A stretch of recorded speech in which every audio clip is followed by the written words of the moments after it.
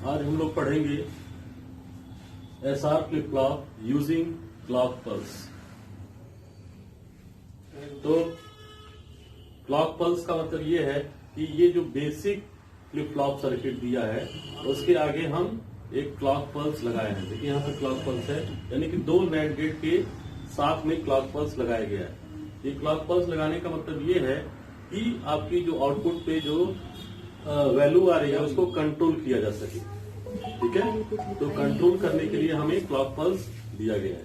तो ये आपका लॉजिक डायग्राम दिया गया है। ठीक, इसके बगल में आपका ट्रुथ टेबल है। ट्रुथ टेबल में आपकी वैल्यू जो दी गई है क्लॉक, जैसा हम इसमें दिखा रहे हैं फिगर में। ठीक है, फिर यस आर, यस का मतलब हो गया सेट और आर का मतलब हो गया रीसेट। ये इनपुट में दिया गया है सारे वैल्यू। ठीक है ना, यहाँ देखिए, यहाँ ऊपर लिखे हुए इनपुट में। फिर ऊपर आपका आउटपुट है। आउटपुट में दो वैल्यू दिया गया है, क्यू और क्यू बार।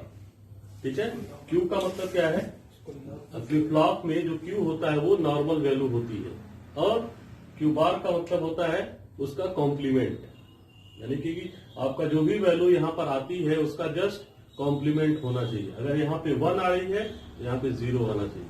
अगर 0 आ रहा है तो यहाँ पे वैल्यू 1 आना चाहिए। ठीक है, फिर उसके बाद लास्ट में जो दिया गया है एक्शन, यानी कि आपका फ्लिप फ्लॉप में क्या स्टोर हो रही वैल्यू, क्या रीसेट हो रही है वैल्यू, ये सारे चीज एक्शन में लिखेंगे। ठीक है ना, ये ट्रुथ टेबल हो गया। फिर उसके बाद ये नीचे देखिए, यहाँ पे आपका ब्लॉक डायग्राम दिया हुआ है।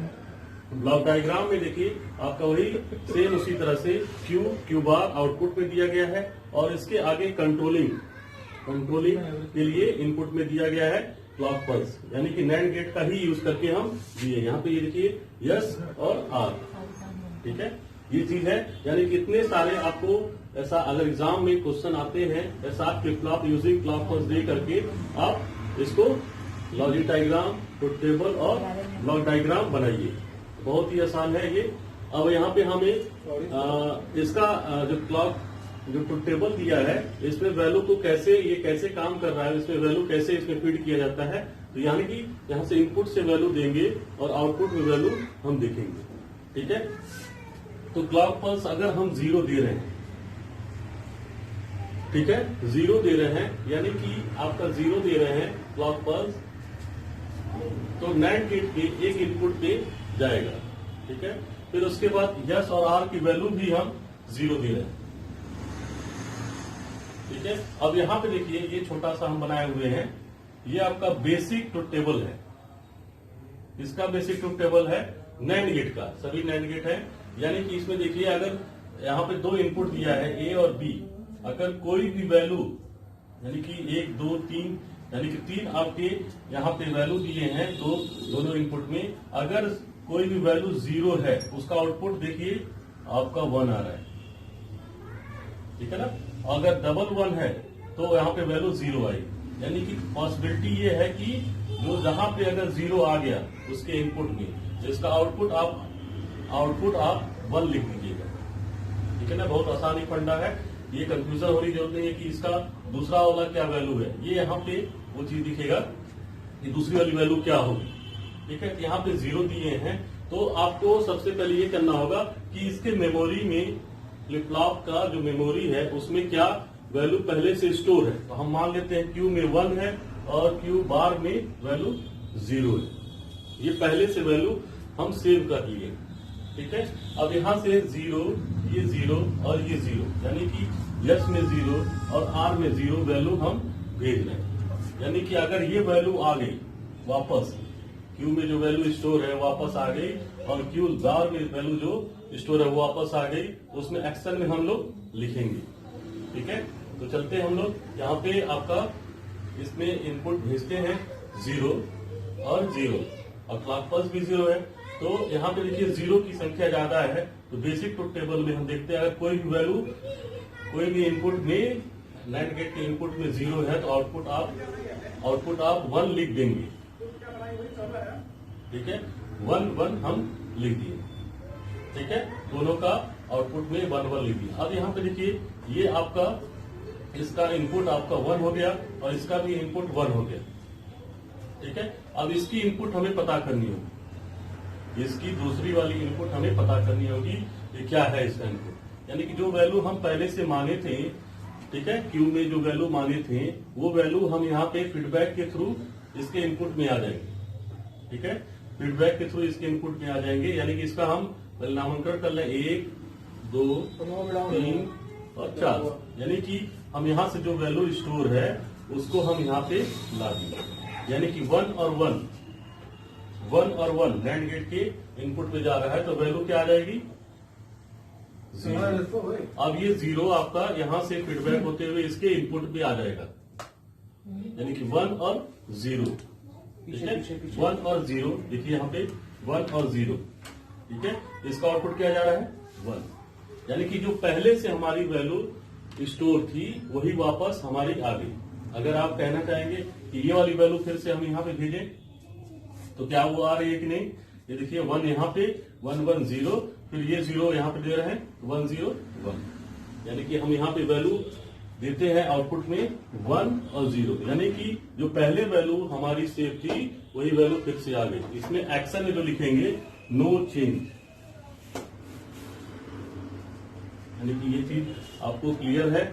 ठीक है, यानी कि अगर इनपुट में कोई वैल्यू आपका 0 है, यानी कि हम इनपुट में कोई वैल्यू 0 है तो आप यहाँ पे ऑटोमेटिकली वैल्यू 1 लिख दिया जाएगा। ठीक है, यानी कि क्लॉक पल्स भी अगर 0 दे रहे हैं तो आपकी वैल्यू यहाँ पे दोनों आपका 1 1 आ जाएगा। ठीक है, तो हम सीधे क्लॉक पल्स 1 दे रहे हैं, क्लॉक पल्स 1 दे रहे हैं और उसके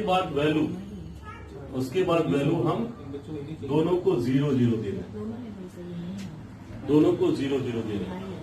ठीक है, यानी कि आपका ये वैल्यू हो गई 1, इसको हम मिटाएंगे, ये वैल्यू हो गई 1 और इसको हम मिटाते हैं, ये आपकी 0 है, ये 0 ये 0। ठीक है, अब यहाँ पे फिर देखिए ये क्लॉक पल्स 1 हो गया, यहाँ पे 0 यहाँ पे 0, तो यानी कि ये वाली कंसेप्ट में आएंगे और फिर क्या हो जाएगा दोनों 1 1, दोनों 1 1, वापस से 1 1 आ गया, यानी कि वही वैल्यू फिर से मिल जाएगी 1 0, तब चलेगा। यानी कि आपका क्लॉक पल्स 1 देने पर भी आपका आउटपुट में वैल्यू चेंज नहीं हुआ।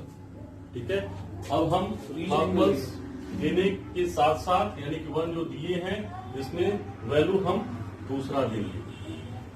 दूसरा देने का मतलब हो गया आप इसमें से वैल्यू को हटाते हैं, यानी कि 0 ये रहेगा और R में 1 देते रहे, यानी कि ये 0 और R में 1 देते रहे। ठीक है, अब क्लॉक पल्स आपका 1 रहेगा। ठीक है, क्लॉक पल्स 1 रहेगा। ठीक है, इसका आउटपुट हम लोग देखते हैं, इसको हम लोग पहली वाली वैल्यू को हटा दें, कंफ्यूजन ना हो,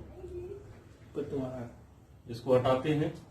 तो आप देखिए इसका इनपुट 1 और 1, यहाँ पे 1 1 है, यानी कि इसकी वैल्यू हो जाएगी 0। ठीक है, ये 0 हो गया, ये 1 और 0, यानी कि 1 और 0 इसकी आउटपुट की वैल्यू आ जाएगी 1, यानी कि दोनों वैल्यू अलग अलग हो गई। अब यहाँ पे देखिए यहाँ पे 0 आ गया है, यानी कि 0 आ गया है, यहाँ पे बेसिक टेबल में जाएंगे, 0 कोई भी वैल्यू आती तो इसकी वैल्यू 1 लिख देंगे हम। ठीक है, ये वैल्यू आपकी यहाँ पे आएगी, ये 1 और आउटपुट में आ जाएगा 0।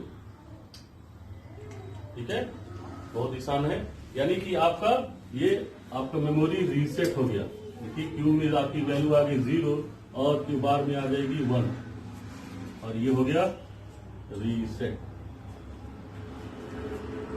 ये आपका रीसेट हो गया, यानी कि उसके पहले वाली वैल्यू जो चेंज नहीं हो रही है अब वैल्यू आपकी चेंज हो गई R में हम 1 मान देने पर।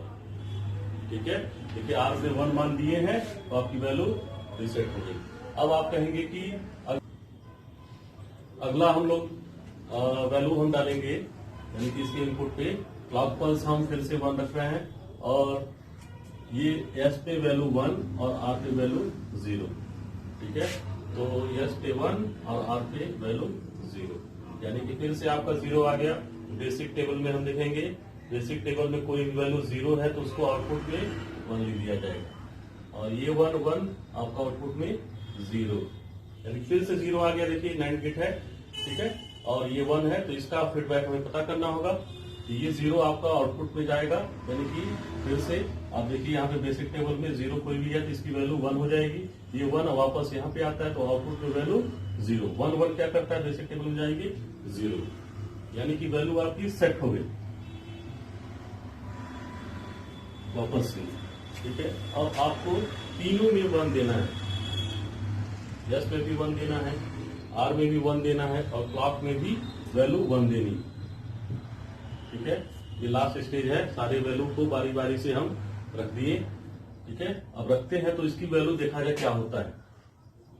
ये हम फिर से मिटाते हैं, कंफ्यूजन ना हो। तो इसकी इनपुट पे दोनों 1 है तो ये नैंड गेट है, इसके बेसिक टेबल में फिर से जाएंगे। बेसिक टेबल में 1 1, आउटपुट में 0, ये 1 1, आउटपुट में 0।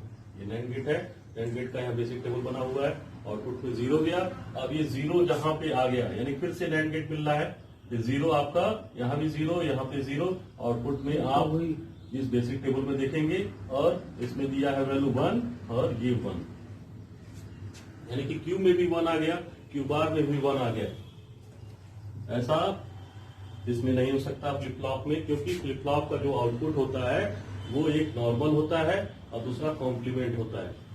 ठीक है, यानी कि दोनों एक दूसरे के विपरीत आना चाहिए आउटपुट, लेकिन विपरीत ना करके आपका सेम आ गया है। इसको हम केस को कहेंगे इनवैलिड, ऐसा नहीं होना चाहिए। ठीक है, तो ये आपका SR flip flop using clock pulse हो गया। अब अगला जो टॉपिक होगा आरएस फ्लिप फ्लॉप। ओके।